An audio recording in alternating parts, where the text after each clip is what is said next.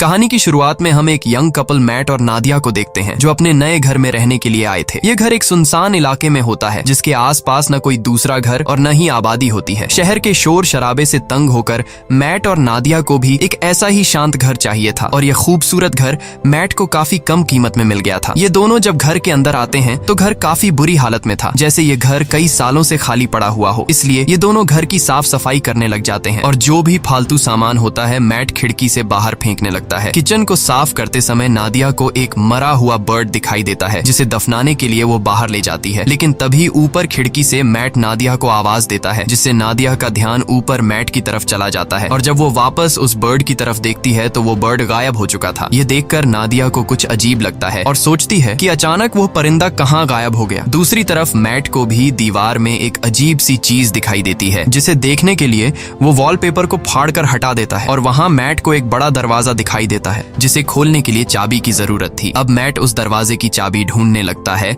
और उसे बाहर फेंकी गई कबाड़ में चाबी मिल जाती है, जिसके बाद वो चाबी को दरवाजे के होल में डालकर दरवाजा खोल देता है। यहाँ नादिया भी पहुंच जाती है। ये दोनों देखते हैं कि अंदर एक काले गहरे अंधेरे वाला कमरा है और जैसे ही ये दोनों उस कमरे के अंदर जाते हैं तभी बाहर की लाइट्स अचानक ब्लिंक करने लग जाती हैं। ये देखकर इन दोनों को कुछ गड़बड़ महसूस होती है और इस प्रॉब्लम को दूर करने के लिए मैट कहता है कि हमें एक इलेक्ट्रिशियन को बुलाना चाहिए। ये कहकर वो वहाँ से चला जाता है और नादिया उस रूम के पास अकेली रह जाती है। नादिया अब सोचती है कि उसे इस रूम में जाना चाहिए या फिर नहीं, लेकिन फिर नादिया को कुछ अजीब सा डर महसूस होता है, इसलिए वो भी मैट के पीछे चली जाती है। इस तरह से रात गुजर जाती है और अगले दिन नादिया एक इलेक्ट्रिशियन को कॉल करती है। कुछ देर बाद लाइट्स ब्लिंक होने की प्रॉब्लम को दूर करने के लिए एक इलेक्ट्रिशियन आता है जो कि घर की लाइट्स को चेक करते हुए नीचे बेसमेंट में पहुंच जाता है और वहां का नजारा देखकर वो हैरान रह जाता है क्योंकि पूरा का पूरा बेसमेंट बिजली के वायर्स से भरा पड़ा था और कोई भी ऐसा कोना नहीं था जहां पर वायर्स ना हो। ये वायर्स काफी पुराने जमाने की लग रही थी और इलेक्ट्रिशियन भी कहता है कि मैंने आज तक इस तरह की चीजें कभी नहीं देखी। खैर, इलेक्ट्रिशियन जैसे तैसे करके घर की लाइट चालू करके जाने लगता है और जाते समय वो मैट से कहता है कि आखिर तुमने यह घर क्यों खरीदा? इस घर के पहले मालिक का मर्डर इसी घर में हुआ था और उस दिन के बाद कोई इस घर में रहने को तैयार नहीं हुआ। यह सुनकर मैट बहुत ज्यादा घबरा जाता है और इस घर के बारे में रिसर्च करने लगता है। रिसर्च के दौरान इंटरनेट पर मैट को एक पुराने न्यूज आर्टिकल में थॉमसन फैमिली का पता चलता है जो कि एक कपल था और आर्टिकल में लिखा हुआ था कि इस घर में रहने वाले कपल को अपने ही बेटे ने मार दिया था जिसका नाम जॉन था। इन्वेस्टिगेशन के दौरान जॉन पुलिस को बताता है कि मुझसे यह मर्डर इस घर ने करवाए हैं। यह देखकर मैट को यह एक झूठी कहानी लगती है और कई घंटों तक रिसर्च करने के बाद वो थक जाता है। फिर अपनी पत्नी से छिपकर उसी अंधेरे वाले कमरे में बैठकर शराब पीने लग जाता है। बोतल में शराब पहले से ही 2 घूंट बची हुई थी जिसे पीकर वो बोतल खाली कर देता है और मन ही मन सोचता है कि काश पीने के लिए एक और बोतल मिल जाती। तभी अचानक लाइट्स ब्लिंक होने लगते हैं और कुछ देर के लिए लाइट चली जाती है और जब फिर से लाइट आती है तो उसके सामने एक शराब की बोतल पड़ी होती है। ये देखकर उसकी आंखें खुली की खुली रह जाती हैं और जब वह उस बोतल को हाथ लगाकर चेक करता है तो उसे पता चलता है कि यह एक असली बोतल है, यानी कि यह रूम किसी भी इच्छा को पूरी कर सकता है। अगली सुबह नादिया नींद से जागती है। वो देखती है कि मैट यहाँ पर नहीं है, इसलिए वो मैट को ढूंढने उस रूम में जाती है। वहाँ जाकर वो देखती है कि पूरा रूम कीमती पेंटिंग्स और नई चीजों से भरा हुआ है और मैट बहुत ही ज्यादा खुश है। मैट नादिया को बताता है कि इस रूम में किसी भी विश को पूरा करने की ताकत है। वो नादिया से कहता है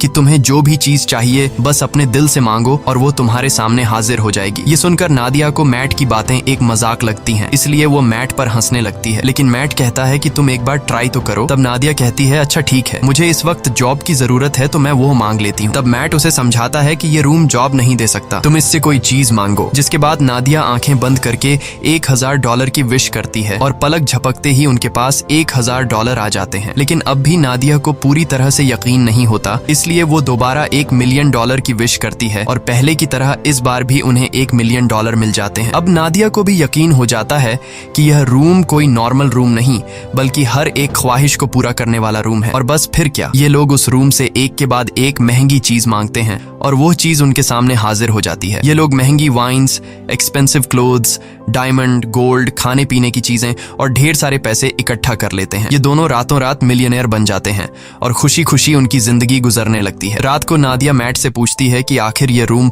उनकी इतनी सारी विशेस कैसे पूरी कर रहा है, लेकिन मैट कहता है कि हमें इस बारे में बिल्कुल भी नहीं सोचना चाहिए, हमें बस एंजॉय करना है। इस तरह से ये दोनों अगले कई दिनों तक अपनी जिंदगी बिलियनर्स की तरह गुजारते हैं। हर बार जब भी उनकी कोई विश होती तो लाइट्स टिमटिमा आती और उनकी सारी ख्वाहिशें बेसमेंट में बने उस रूम में तुरंत पूरी हो जाती। ये दोनों डांस करते हैं, पार्टीज करते हैं और खूब मजे लेते हैं। लेकिन उनकी यह चमक दमक वाली जिंदगी अब कुछ ही दिनों की मेहमान थी और अब उनके बुरे दिन शुरू होने वाले थे। वैसे तो यह रूम हर एक चीज दे सकता था, पर एक चीज जो इन दोनों की जिंदगी की सबसे बड़ी ख्वाहिश थी और वो चीज उन्हें रूम दे भी सकता था। लेकिन ये दोनों रूम से उस चीज को मांगने के लिए तैयार नहीं थे और वो चीज कुछ और नहीं बल्कि एक बच्चा था। एक दिन मैट नादिया को बच्चे का एक झूला गिफ्ट करता है, जो कि इस बात का इशारा था कि हमें बच्चे के लिए ट्राई करना चाहिए। मैट नादिया को समझाता है कि हमें एक बार फिर से कोशिश करनी चाहिए, लेकिन नादिया इसके लिए तैयार नहीं होती क्योंकि पहले भी उसके 2 मिसकैरेजेस हो चुके थे। अब नादिया परेशान हो जाती है। काफी देर तक सोचने के बाद वो इस रूम में जाकर एक बच्चे की विश करती है और बच्चा उसे मिल भी जाता है। जब मैट आकर नादिया को बच्चे के साथ देखता है तो वो बहुत गुस्सा हो जाता है और नादिया को डांटने लगता है कि तुम्हें बिना परमिशन के बच्चे को नहीं लेना चाहिए था। इस बात पर इन दोनों के बीच काफी देर तक बहस होती है। नादिया कहती है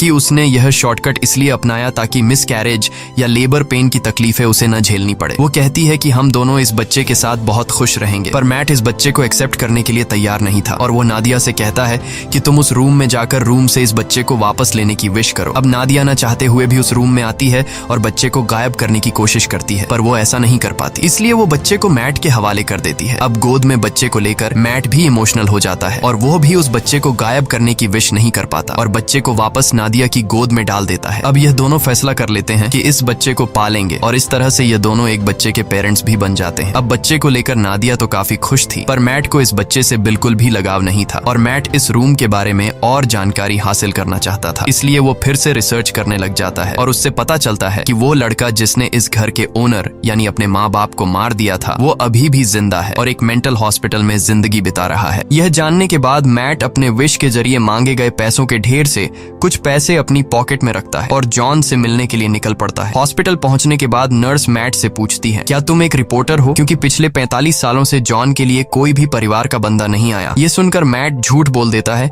कि मैं भी एक रिपोर्टर हूँ। कुछ देर बाद जॉन आता है। जॉन बूढ़ा हो चुका था और जॉन पीछे वाले टेबल पर बैठकर मैट से कहता है, मुझे तुम्हारा ही इंतजार था। ये सुनकर मैट को कुछ अजीब लगता है और वो डायरेक्ट जॉन से पूछता है कि तुम इस रूम के बारे में क्या जानते हो और तुमने अपने मॉम डैड को क्यों मारा? तब जॉन कहता है कि मैंने अपने पेरेंट्स को नहीं मारा बल्कि उस रूम ने मुझसे यह करवाया। इसके बाद जॉन मुस्कुराते हुए कहता है, मुझे पता है कि तुम अभी मजे कर रहे हो, खूब खाना पीना, महंगे कपड़े और एंजॉय, लेकिन जल्द ही इसकी कीमत तुम्हें चुकानी पड़ेगी। और जॉन मैट से कहता है, जितनी जल्दी हो सके इस घर को छोड़ दो। मैट को जॉन की दिमागी हालत ठीक नहीं लगती, इसलिए वो उसे वहीं पर छोड़कर घर लौटने लगता है। रास्ते में वो पेट्रोल पंप पर गाड़ी में पेट्रोल डालने के लिए गाड़ी खड़ी करता है। पेट्रोल डलवाने के बाद जब मैट एम्प्लॉई को पैसे देने के लिए जेब में हाथ डालता है तो उसके हाथ में पैसों की जगह राख निकलती है। यह देखकर वो परेशान हो जाता है और दूसरी जेब से एम्प्लॉई को पैसे पकड़ाकर सीधे घर पहुंचता है और सोचने लगता है कि जाते हुए उसने ढेर सारे पैसे अपनी जेब में डाले थे, फिर अचानक वो पैसे कहाँ गायब हो गए। अब इस बात को कंफर्म करने के लिए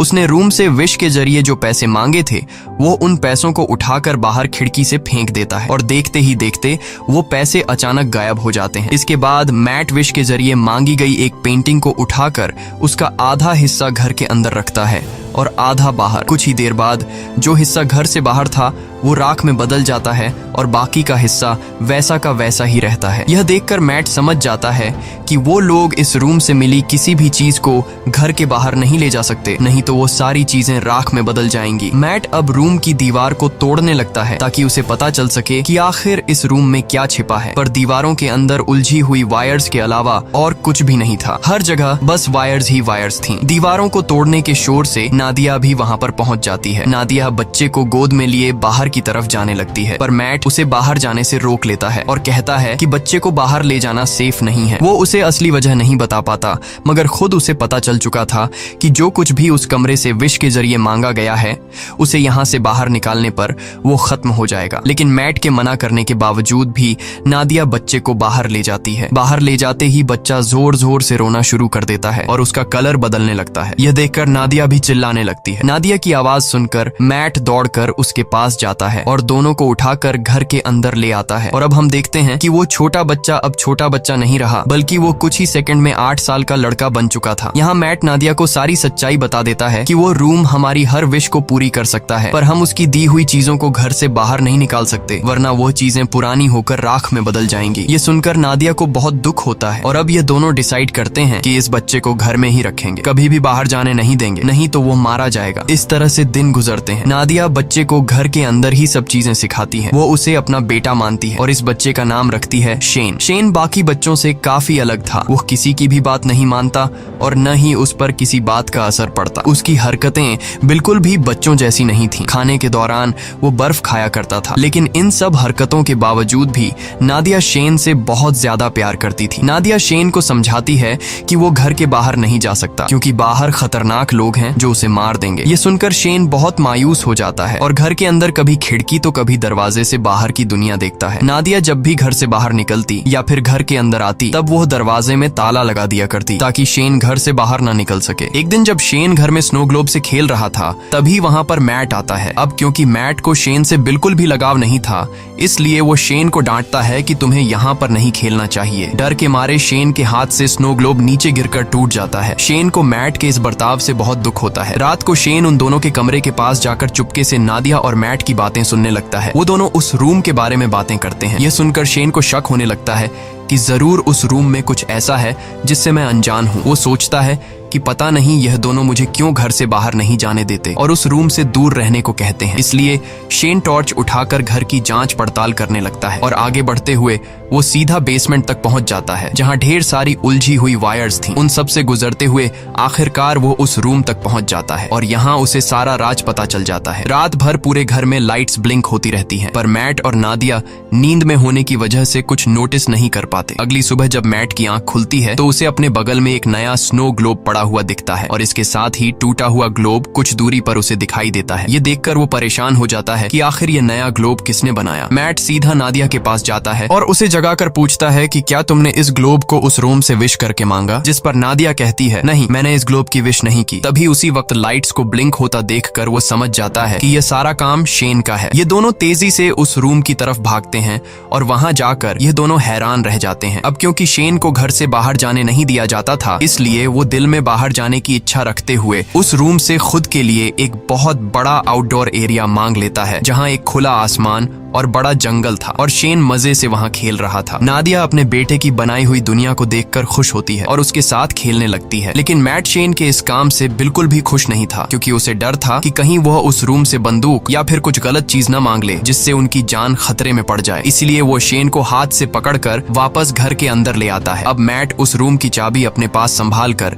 शेन को उस रूम में जाने से मना करता है, लेकिन नादिया मैट को ऐसा करने से रोकती है। वो कहती है कि हम पहले ही शेन को घर से बाहर जाने नहीं देते। अब बेचारे ने खुद के लिए एक अलग आउटडोर बना लिया है, इसलिए हमें उसे वहां जाने से नहीं रोकना चाहिए और वहां उसकी जान को भी खतरा नहीं है। पर मैट नादिया की बात नहीं सुनता और कहता है कि शेन अभी ना समझ है, मुझे डर है कि कहीं वो गलती से उस रूम से कुछ ऐसी चीज न मांग ले जिससे हम दोनों खतरे में पड़ जाएं। तभी फोन की घंटी बजती है और परमिशन न होने के बावजूद शेन फोन उठा लेता है, लेकिन जल्दी ही मैट उससे फोन छीनकर खुद बात करने लगता है। दूसरी तरफ कॉल पर जॉन था, जिसने शेन की आवाज सुनकर समझ लिया कि मैट ने उस रूम से एक बच्चा मांग लिया है। अब मैट भी उससे कोई बात नहीं छिपाता और कहता है कि हम इस बच्चे से अपनी जान कैसे छुड़ाएं। इधर किचन में रखे दूसरे फोन से नादिया इन दोनों की सारी बातें चुपके से सुनने लगती हैं। जॉन उसे अपनी सच्चाई बताता है कि मैं भी उस रूम से विश के जरिए मांगा गया हूँ। वो बताता है, मैंने अपने पेरेंट्स को इसलिए मारा क्योंकि मुझे भी बाहर की दुनिया देखनी थी, लेकिन जब मैं घर से बाहर निकलता तो मेरी उम्र बढ़ने लगती और जब मैंने रूम से पूछा तो उसने मुझे बताया कि अगर तुम्हें इस घर से बाहर निकलना है तो तुम्हें उस इंसान को मारना होगा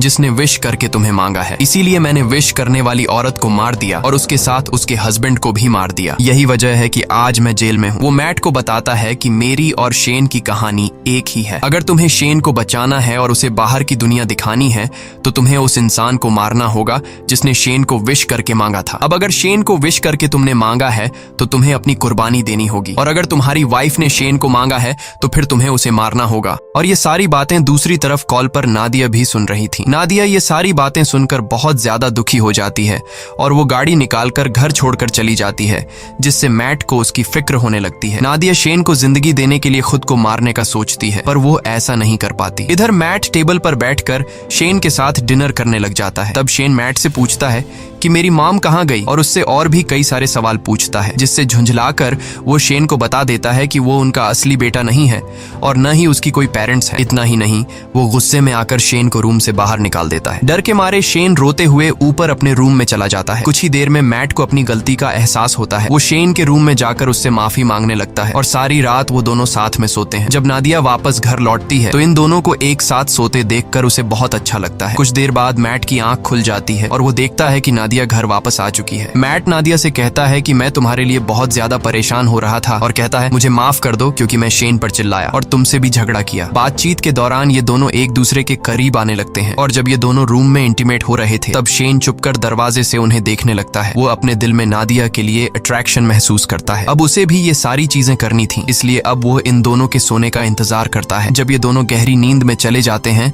तब शेन चुपके से आकर मैट की पॉकेट से घर के बाहर जाने की चाबी चुरा लेता है। अगले दिन सुबह मैट और नादिया फ्रंट डोर को खुला देखकर समझ जाते हैं कि शेन घर से बाहर निकल गया है, इसलिए उन्हें डर था कि कहीं वो मर न गया हो। लेकिन तभी घर के एक अलग हिस्से में शेन को देखकर दोनों हैरान हो जाते हैं, क्योंकि शेन अब जवान और ताकतवर हो चुका था। वो अपने पेरेंट्स की तरफ गन पॉइंट करके उन्हें धमकाता है। तब नादिया उसे समझाने की कोशिश करती है। इसी बीच मैट शेन पर हमला कर देता है और दोनों में फाइट होने लगती है। लेकिन उनकी फाइट के दौरान नादिया को धक्का लगता है, जिससे वह नीचे गिरकर बेहोश हो जाती है। कुछ देर बाद मैट उसे जगाते हुए बताता है कि शेन को गलती से गोली लगने की वजह से वो मर गया। ये सुनकर नादिया रोने लगती है। मैट उसे तसल्ली देकर वापस घर में ले आता है और यहाँ आता है कहानी में सबसे बड़ा ट्विस्ट, क्योंकि अभी जो मैट नादिया को उठाकर घर लेकर गया वो असल में मैट नहीं बल्कि शेन है। इधर दूसरे रूम में जहाँ उनकी फाइट हुई थी, असली मैट होश में आ जाता है और पूरे घर में अपनी वाइफ की तलाश करता है। तभी लाइट्स को फिर से टिमटिमाते देखकर